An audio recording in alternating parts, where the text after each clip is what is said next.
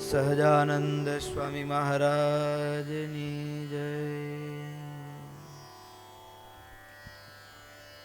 ઈષ્ટદેવ પરમારાધ્ય અનંત કોટી બ્રહ્માંડાધિપતિ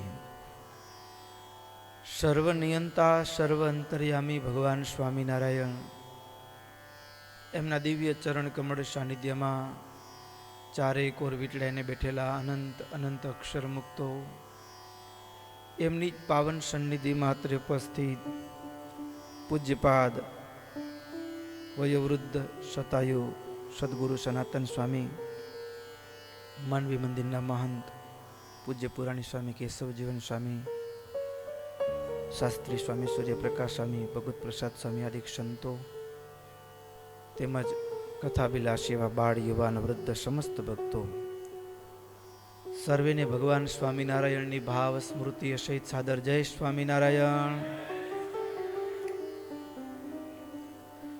વાલા ભક્તો,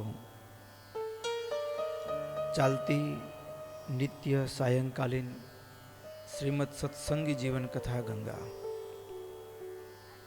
એમાંય ચતુર્થ પ્રકરણ ભગવાન સ્વામિનારાયણ ગઢપુરમાં બિરાજમાન છે. માક્ષર મહિનો છે. સ્વામિનારાયણ ભગવાને માક્ષર મહિનામાં ભાગવતની કથા સાંભળવાની ઈચ્છા થઈ છે.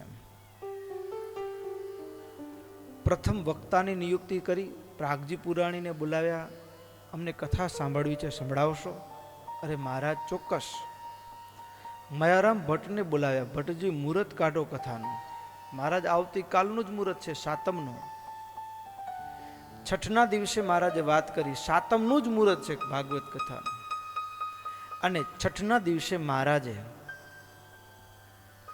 જે માંડીને શ્રીમદ સત્સંગી જીવ શ્રીમદ ભાગવતના મહિમાની વાત કરી,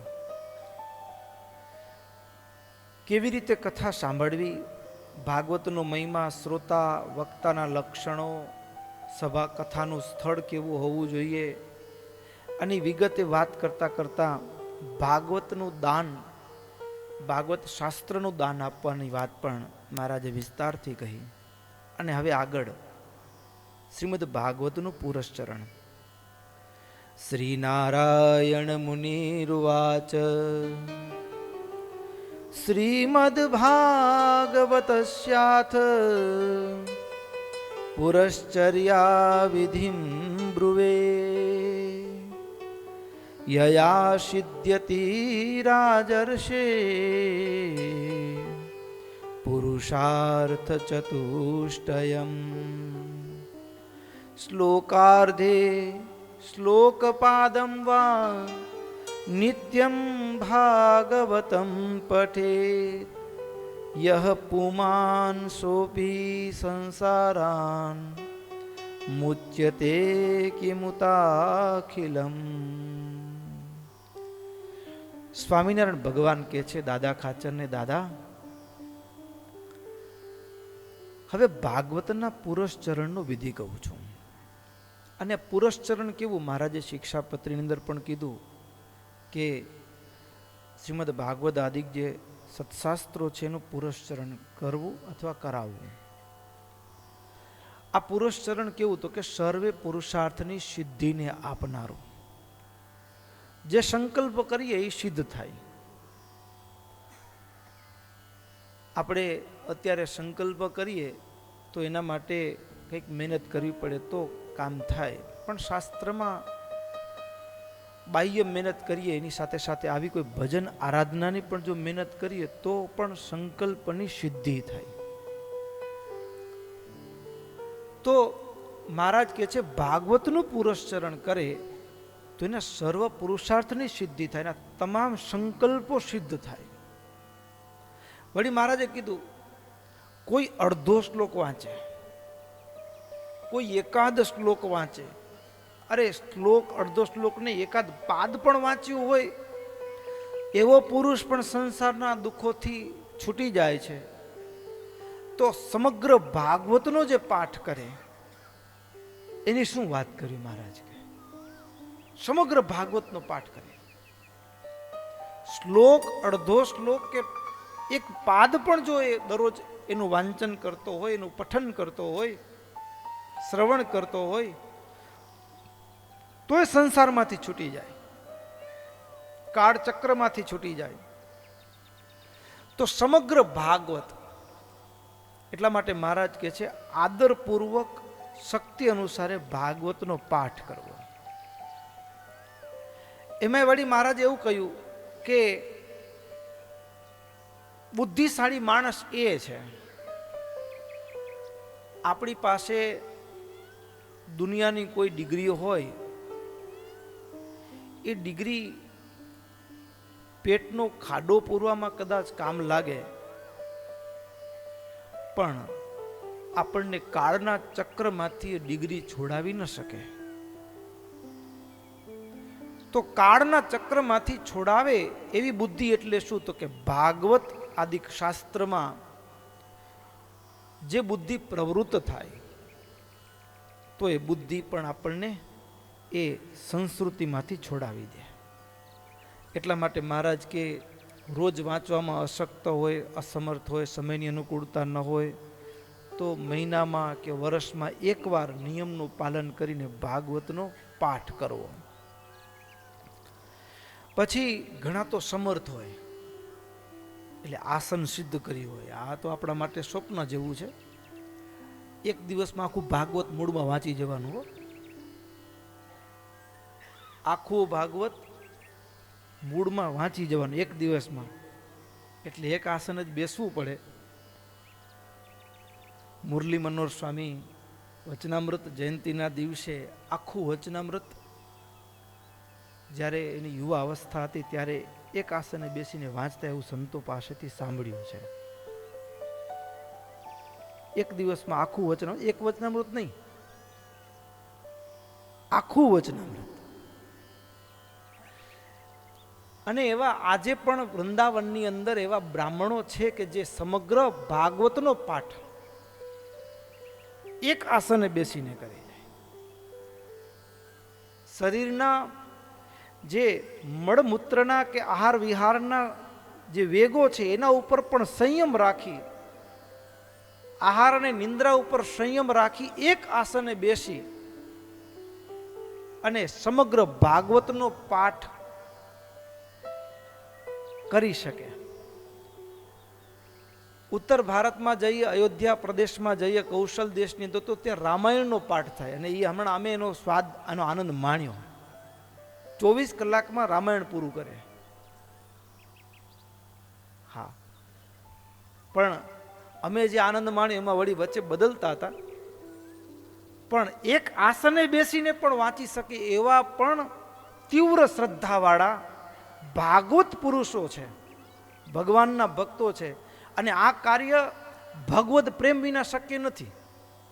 જેને ભગવદ પ્રેમ હોય ને, જેનું હૈયું ભક્તિથી નીતરતું હોય, સમર્પણથી છલકાતું હોય, ત્યારે એ શરીરના વેગો પણ ગૌણ પડી જાય.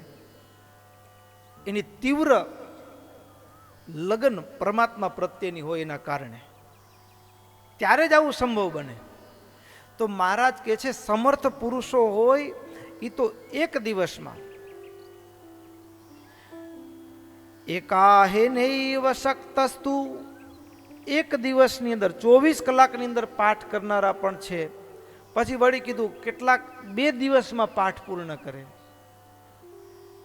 દ્વયહેનાથ ત્રયહેણ વા, કેટલાક 3 દિવસમાં, કેટલાક 5 દિવસમાં, કેટલાક 6 દિવસ, કેટલાક 7 દિવસ, અને કેટલાક 10 દિવસમાં પારાયણ પૂર્ણ કરે.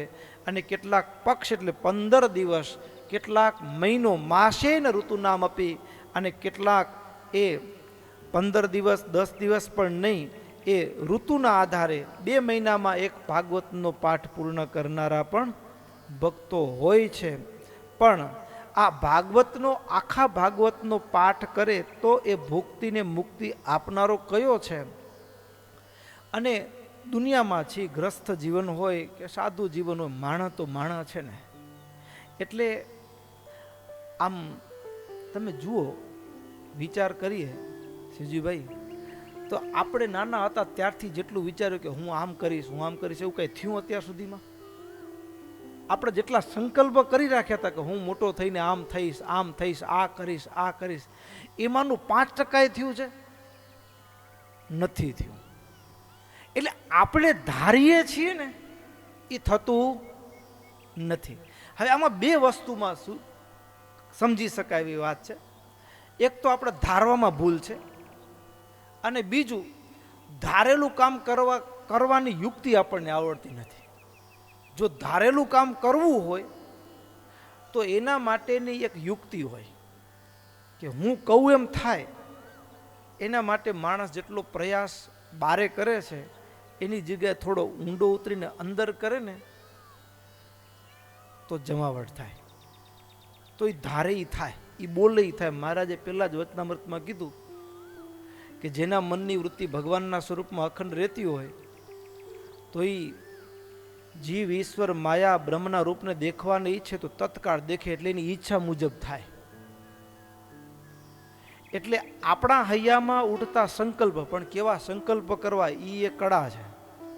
હા, નહીતર પછી પેલી ઓલું સંકલ્પ કરવામાં જેવું હોય, ભગવાન રાજી થઈ ગયા. હા, દેરાણી જેઠાણીનો પ્રસંગ આવે તો એમાં રાજી થઈ ગયા તો ભગવાને કીધું વરદાન માંગ. તે પછી ભગવાને શરત મૂકી કે તું જેટલું માગીશ એના કરતાં ડબલ તારી જેઠાણીને મળશે. તો મારું વાલું ભૂખ્યાનો ઉપવાસ રહીને તોડાવી નાખ્યા આપણે, ને પછી જેઠાણી ડબલ મળેલો. આ તો પોહા એવી વાત ન લાગ્યો દેરાણીને. એટલે પછી એમાં વળી જુગાડ કર્યો તો કે એક કામ કરીએ, મારા ઘર આગળ એક ખાડો તો એના ઘર આગળ બે થાય ને. પછી હવે ખાડો હોય પણ આંખ હોય તો ખાડામાં કોણ પડે? તે મારી એક આંખ જાય તો દેરાણી જેઠાણીની. હા, આવું માગ્યું લો જુગાડ. પણ જેઠાણીની બે માગી, પણ ઠાકોરજી હજી એક આની જાય એના પહેલા પણ જેઠાણી પડે એના પહેલા પોતે પડ્યા. એટલે માંગતા સંકલ્પમાં સંકલ્પ કેવા કરવા એ કળા છે ને. સંકલ્પ કર્યા હોય ને સિદ્ધ કેમ કરવા એ પણ એક કળા છે.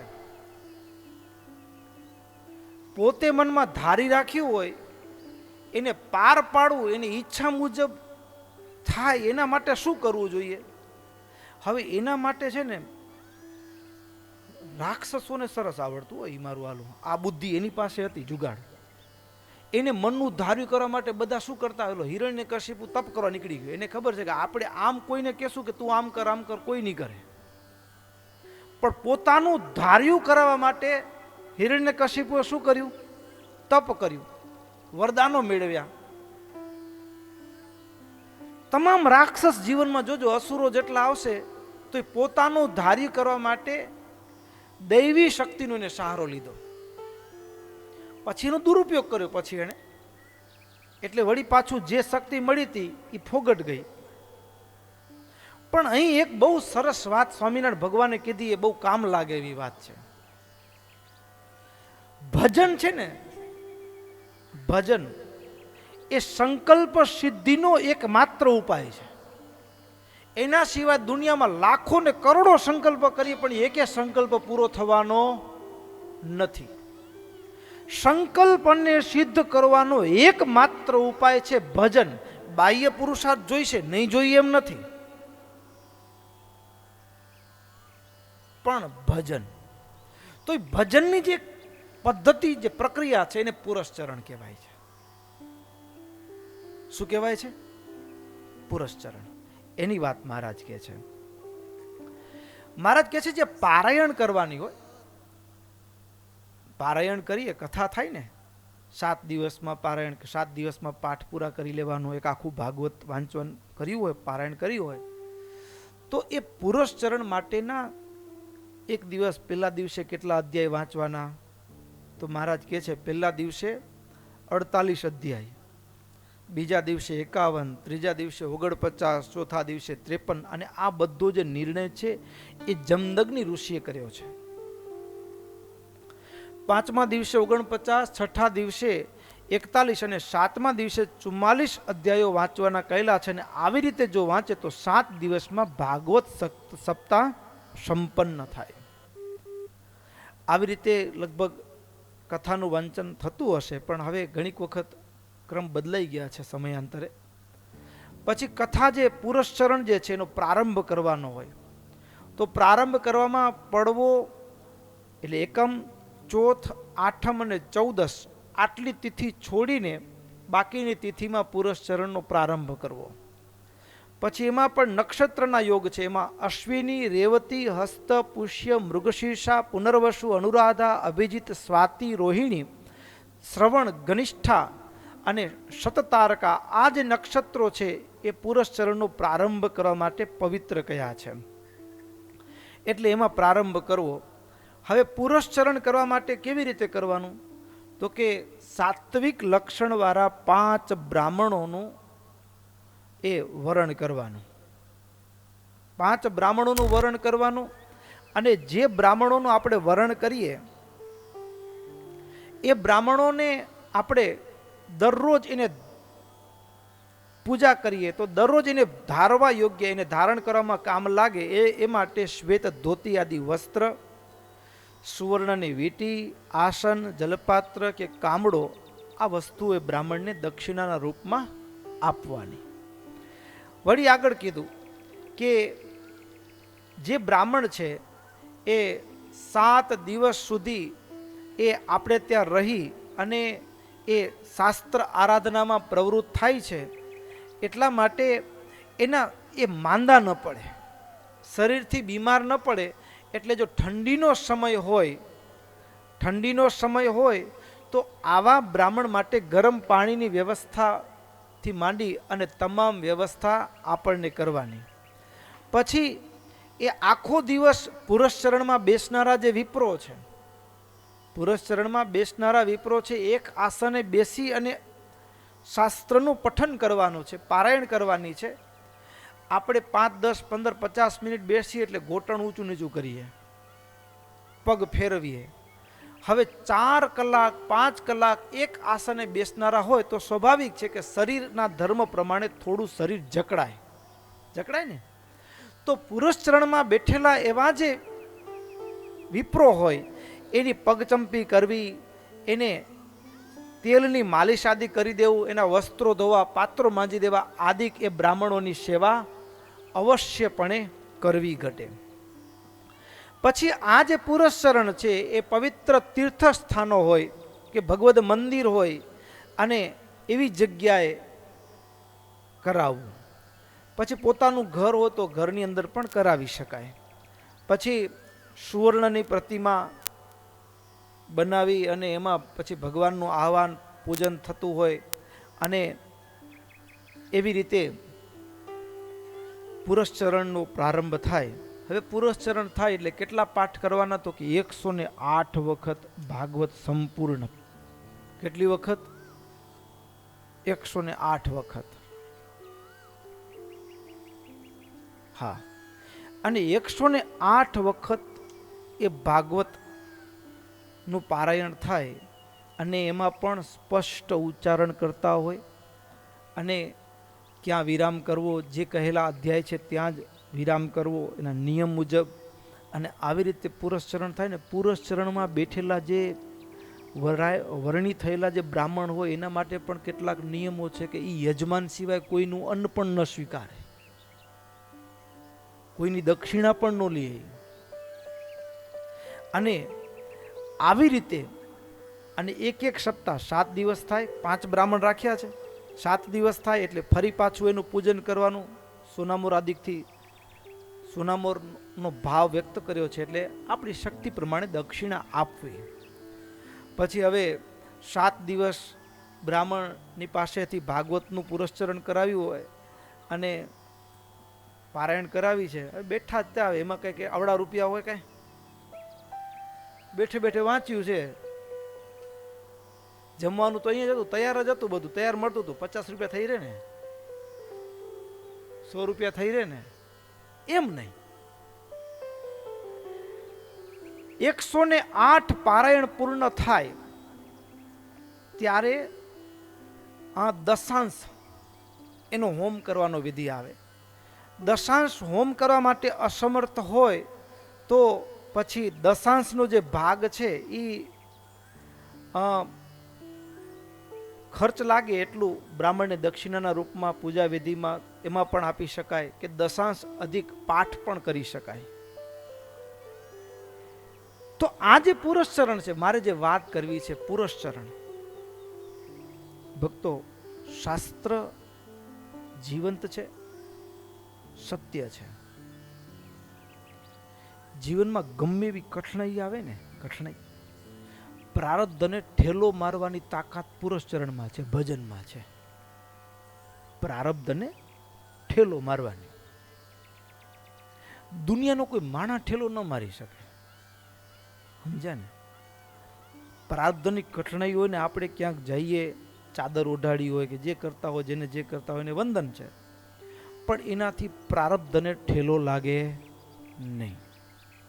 ભજન, જ્યાં આપણા પ્રયત્નો ખૂટે, ઔષધિઓ કામ ન લાગે, ત્યારે સમજવાનું કે એ દર્દ છે એ પ્રારબ્ધનો છે. પછી ઘણીક વખત એવી આંટીઘૂંટીઓ, વ્યવહારની આંટીઘૂંટીઓ હોય, કઠણાઈ હોય, એક સાંધ્યન તેર તૂટે, બધા પ્રયાસો કરીએ પણ છતાં એમાંથી કોઈ રીતે રસ્તો જ ન નીકળે, કોઈ રીતે રસ્તો ન નીકળે. ત્યારે એ જે પ્રારબ્ધની કઠણાઈ છે એને મિટાવવાની તાકાત ભજનમાં છે. બનેલો પ્રસંગ છે, નામ ઠામ તો નહીં દઈએ. એક સદગ્રસ્ત પરિવાર, અને પરિવારમાં દીકરાઓ પરણવા લાયક થઈ ચૂક્યા હોય, દીકરાઓ, અને એ સમયે એ સામસામે લગ્ન થયા એટલે ગ્રસ્થમાં, તમને માંડવીવાળાને ખબર છે, હા, એક ઘરમાં થોડું અણબનાવ જેવું થાય તો એની અસર બીજા ઘરમાં દેખાય. એટલે ત્યાં પણ એવું જ પરિવારમાં, એક ઘરમાં થોડું અણબનાવ જેવું, એની અસર બીજા પરિવારમાં થાય.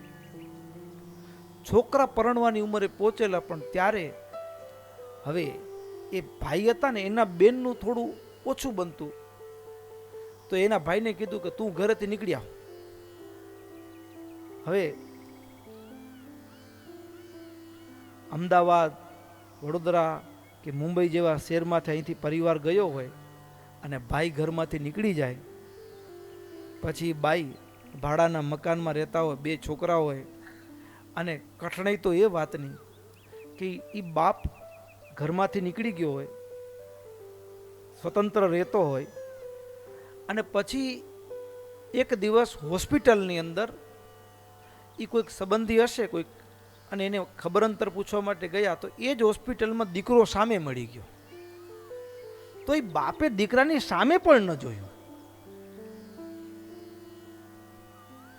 દીકરાની સામે જોવા પણ તૈયાર નહીં.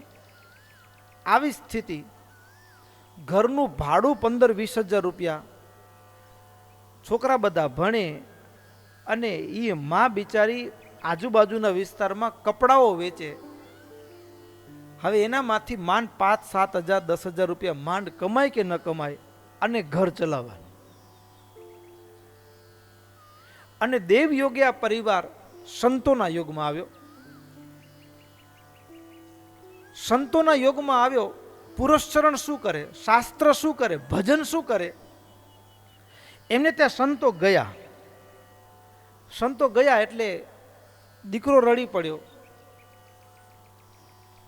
મા અને દીકરી ઘરના અંદરના ઓરડામાં બેઠા હતા સંતોની મર્યાદા પ્રમાણે. આખો પરિવાર રડે કે જે દિવસથી અમે આવ્યા છીએ ને તે દિવસથી અમારા કર્મની કેવી કઠણાઈ હશે.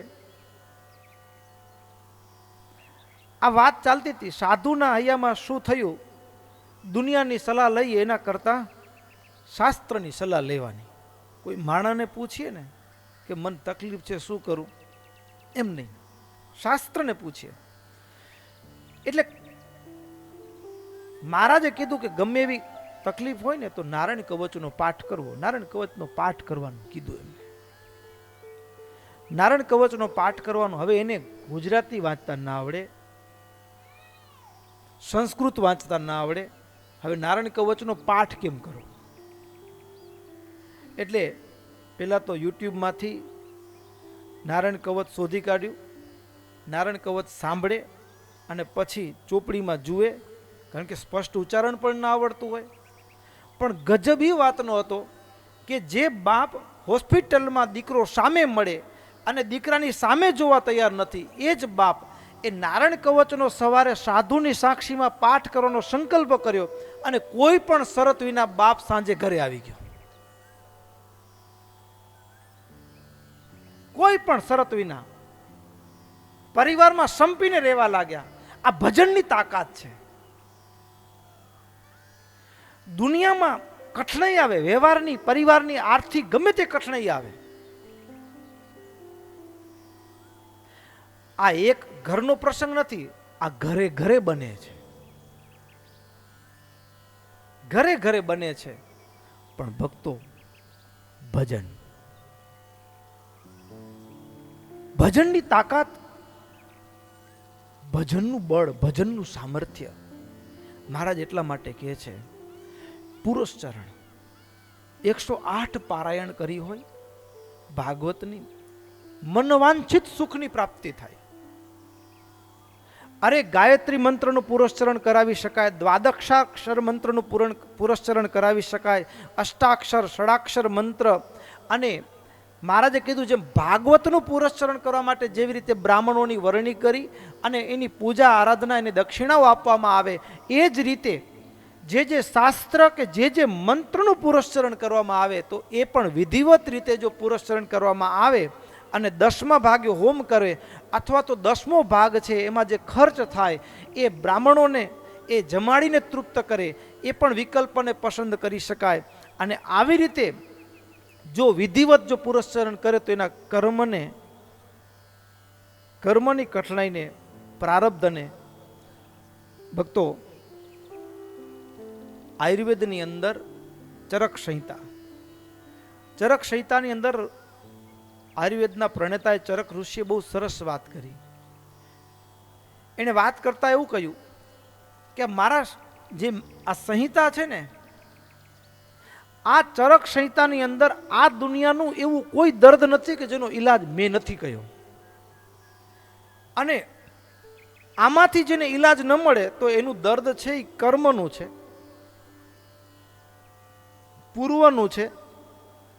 હવે એનો ઈલાજ પણ આપી દઉં છું. એનો ઈલાજ કોઈ ઔષધ વાટીને ખાવું એ નથી, પણ એનો ઈલાજ એ જીવને, મનને વાટીને ભજન કરવું ને વિષ્ણુ સહસ્ત્ર નામનો પાઠ કરવો, એનું પુરસ્ચરણ કરવું, એ એનો ઈલાજ છે. અને એટલા માટે બહુ સરસ અદ્ભુત શબ્દો છે, ભગવાનનું ભજન કરી લેવાના. સાંભળીએ શબ્દો. હરિને ભજતા હજુ કોઈની લાજ જતા નથી જાણી રે. હરિને ભજતા હજુ કોઈની લાજ જતા નથી જાણી રે. જેની સુરતા સાંભળિયાની સાથ વદે વેદવાણી રે. હરિને ભજતા હજુ કોઈની લાજ જતા નથી જાણી રે. વાલે ઉગાર્યો પ્રહલાદ હિરણ્યકશ્ય માર્યો રે. વિભીષણને આપ્યું રાજ રાવણને સહાર્યો રે. વિભીષણને આપ્યું રાજ રાવણને સહાર્યો રે. અદ્ભુત કેવા કેવા પ્રસંગોને યાદ આ ભજનમાં ઝીલાઈ છે. ભજન કર્યું હોય તો શું થાય? 2 દિવસ પહેલા જ પ્રસંગને યાદ કર્યો હતો. ભજન શું કરે? ભજન શું કરે? તો રામાયણની કથા મેન તમે તો એવું સાંભળ્યું છે કે સીતાનું હરણ રાવણે કર્યું. કેવી કથા સાંભળી છે? સીતાનું હરણ રાવણે કર્યું. પણ એક એવી કથાનું પણ રહસ્ય છે કે એ વિભીષણનું જે ભજન હતું,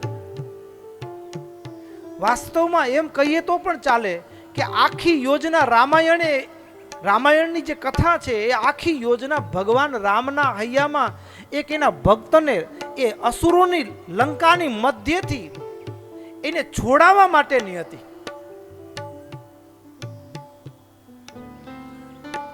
અસુરોની વચ્ચે એનો એક ભગત રામ રામ ભજન કરતો હતો અને એને મુક્તિ અપાવવાની યોજના હતી. વાસ્તવમાં સીતાને માટે સેતુ બાંધ્યો એમ કહીએ ને, એના કરતા રામ છે ને એ લંકામાં એ વિભીષણને માટે પધાર્યા હતા.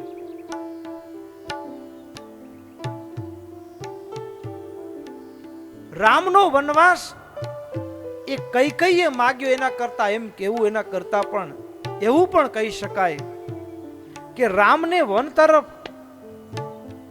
એ યુગોથી, જાણે વર્ષોથી એક ગુરુના વચનમાં વિશ્વાસ રાખીને રોજ સવાર પડે ને આંગળું વાળે, આજે રામ આવશે, માતંગ ઋષિના એક શબ્દે એ સબરી શ્વાસે ટકાવી રાખ્યું હતું જીવન.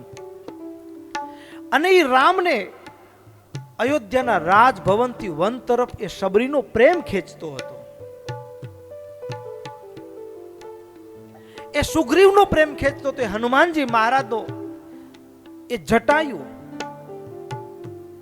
આ એક એક પાત્રો જાણે કે પ્રભુને અયોધ્યાની રાજગાદીથી પોકારી ઉઠતા હોય કે અહીં પધારો, અહીં પધારો. ભગવાન ભજન કરનારો ભગત એ દુનિયામાં ગમે તે છેડે હોય ને એને ઉગારવા માટે ભગવાનને જે કરવું હોય ને તે કરે, એના ભગતને ઉગારવા માટે.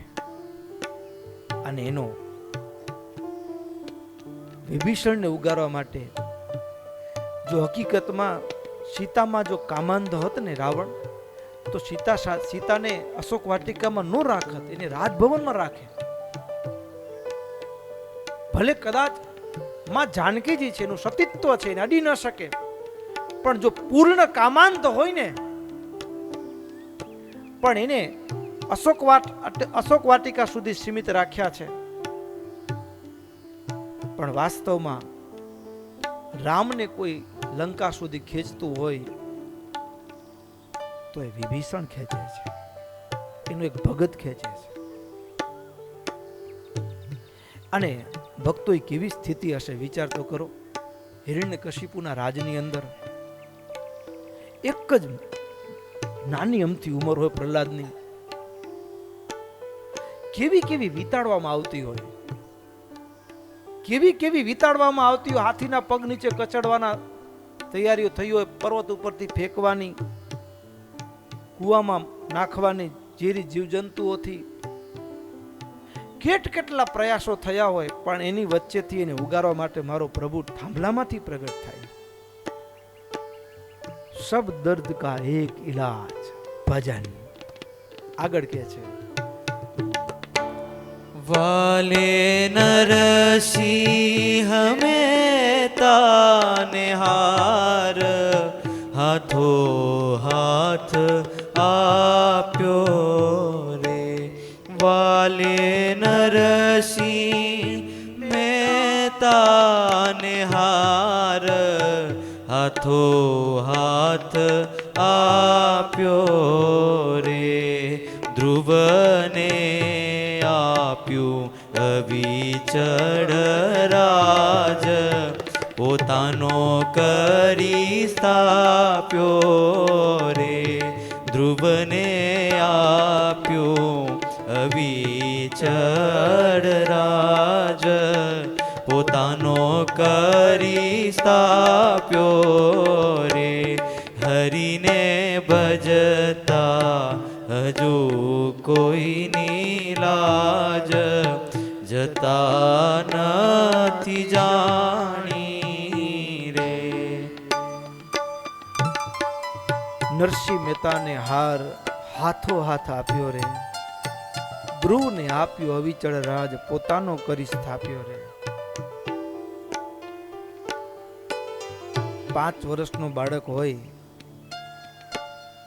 પ્રસંગ તો જોઈએ તો કેવું લાગે ન લાગે? અને આમ આપણા છોકરા રીસાતા હોય ન રીસાય? કંઈક વસ્તુ જોઈતી હોય રીહામણે તો ચડે ને.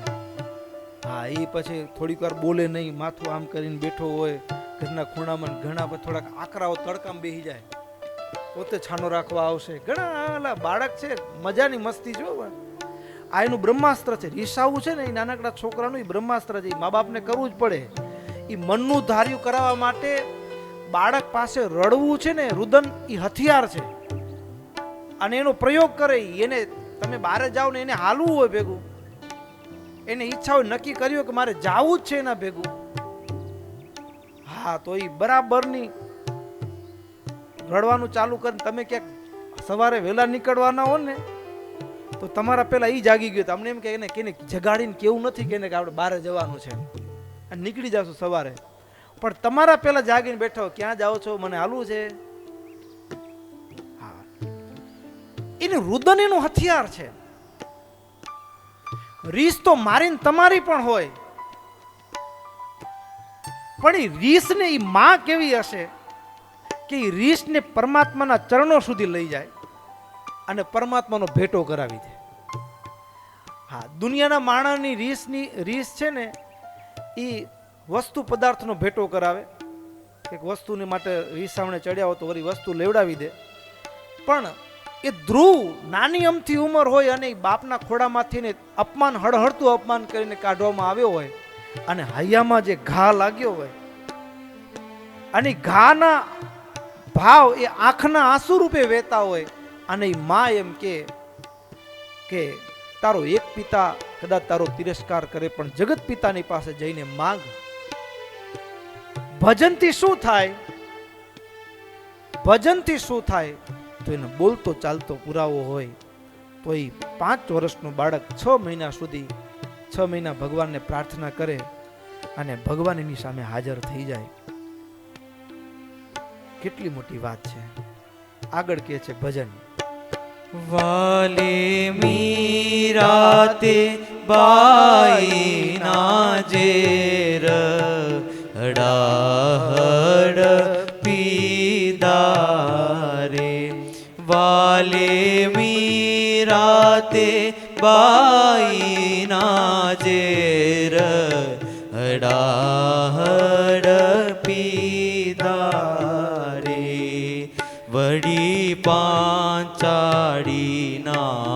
પૂર્યા ચીર પાંડવ કામ કીદારે. વડી પાંચાળીના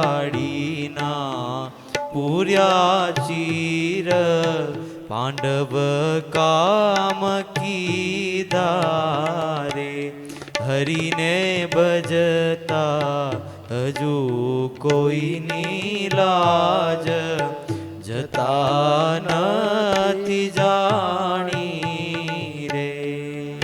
એના ભગત માટે ભગવાનને પ્રકૃતિનો નિયમ ફેરવવો પડે ને તો ફેરવી નાખે. પોતે બનાવેલી એક ચક્ર છે મહારાજ કે અમે કળ ચડાવી મૂકી છે, પણ એના ભગત માટે ફેરવવું પડે ને તો ફેરવી નાખે. લ્યો, એ હડાહડ ઝેર હોય અને એ પીવે ને માણસ ન મરે?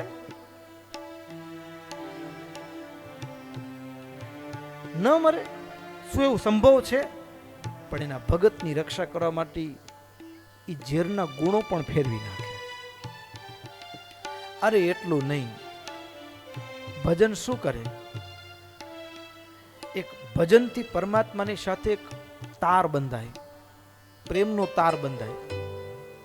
અને પ્રેમનો તાર કેટલો પ્રબળ હોય ને એ તમે ગ્રસ્થમાં અનુભવો છો. છોકરું ઘરમાં હોય અને ગામઠી ભાષામાં કહી તો ઘોડિયામાં સૂતું હોય અને માં દૂર પડામાં હોય ને, છોકરું જાગે ને રડે ને એટલે માને ત્યાં છેટ સંભળાય લે. બીજે કેટલાય એના કરતા જોર જોરથી વાતો કરતા હોય એ કઈ ન સંભળાય. બે ચાર છોકરા રડતા હોય ને તો એનામાંથી માં એનો અવાજે પારખી લે કે મારું રડે છે. આ એક પ્રેમનો તાર છે, અંતરંગ તાર છે. અને એવો તાર પરમાત્માની સાથે સંધાય ને ત્યારે ભગતના આંખમાંથી એક નીકળતું આંસુ છે ને એ પરમાત્માની સાથે સંકળાયેલું છે. અને ત્યારે કૌરવ સભાની અંદર દ્રૌપદીના મુખમાંથી શબ્દ નીકળે, હે દ્વારિકાધીશ. તો એક હૃદયમાંથી નીકળતો જ્યારે ઉદ્ગાર છે એ પરમાત્મા બીજી ક્ષણે ત્યાં હાજર થઈ જાય. લાક્ષાગ્રહનો પ્રસંગ હોય, ભજન ફોગટ જતું નથી. એટલે જીવનમાં કઠણાઈ આવે ને ત્યારે ભક્તો ટૂંકા રસ્તાઓ પસંદ કરવાના બદલે આપણે કોઈકને નારાયણની ઉપાસના કરનારા સાધુ સંતો કે ભગવાનના ભક્તોની આગળ તમારા દુઃખને કદાચ રજૂ કરજો, તમને યોગ્ય સ્થાન લાગે તો. પણ એના સિવાય ભગવાન નારાયણની ઉપાસના સિવાય ક્યાંય આપણે ક્યાંય જઈએ છીએ ને તો મારું તમારું દુઃખ નથી હળતું હો, નથી હળતું. કારણ કે પ્રારબ્ધ મિટાવવાની કોઈ તાકાત નથી. અને છેલ્લે કહે છે, આવો હરિ ભજવાનો લાવો, ભજન કોઈ કરશે રે. આવો હરિ ભજવાનો લાવો, ભજન કોઈ કરશે રે. કર જોડી કહે પ્રેમળ દાસ, ભક્તોના દુઃખ હરશે રે. કર જોડી કહે પ્રેમળ દાસ, ભક્તોના દુઃખ હરશે રે. હરિને ભજતા હજુ કોઈની લાજ જતા નથી જાણી રે. હરિને ભજતા હજુ કોઈની લાજ જતા નથી જાણી રે. મહારાજ પુરશ્ચરણ એ ભાગવત શાસ્ત્રનો હોય કે મંત્રોનો હોય, એ પુરશ્ચરણ કરાવવાનું હોય ત્યારે જે બ્રાહ્મણ હોય એના માટે પણ મહારાજ કહે છે એને બ્રહ્મચર્યનું પાલન કરવું, સત્ય શૌચાદિક જે પવિત્રતાના ગુણો છે એનું પણ અવશ્યપણે અનુસંધાન રાખી અને પુરશ્ચરણમાં એ ભગવદ ચરણમાં વૃત્તિની સાથે પુરશ્ચરણને સંપન્ન કરવું. હવે આપણે એમ થાય કે હવે આ તો પુરશ્ચરણ કરાવવું બ્રાહ્મણો પાસે એટલે થોડા ઢીંગલા જોઈએ. શું જોઈએ? ઢીંગલા જોઈએ. તો પછી મહારાજ કે કદાચ આપણે આ લોકમાં હોઈએ અને આપણી પાસે એવી ધનની વ્યવસ્થા ન હોય તો મહારાજ કે તો પછી આ પુરશ્ચરણ કરાવવાનું આગ્રહ ન રાખવાનો. જો દક્ષિણા પણ યજમાન ના આપી શકે તો મહારાજ કહે છે કે બ્રાહ્મણો પાસે વ્યર્થ પરિશ્રમ ન કરાવવો. કેટલું સ્પષ્ટ શબ્દમાં કીધું, કનિષ્ઠામ દક્ષિણામ દાતુમ અપી અશક્તો નયો ભવેત, સવિપ્રાન શ્રમયે નૈવ કુર્યાદ અન્ય સ્વશક્તિતઃ. જો સામર્થ્ય ન હોય તો એવો આગ્રહ ન રાખવાનો ને મનમાં એવું ન રાખવાનું કે આપણે પુરશ્ચરણ નથી કરાવી શકતા, આપણી પાસે પૈસા નથી તો હવે ભગવાન કેમ રાજી થશે. તો ભક્તો કદાચ આપણે અન્ય પાસે ન કરાવી શકી પણ પોતાની પાસે તો આપણે પોતે તો કરી શકીએ છીએ કે નહીં?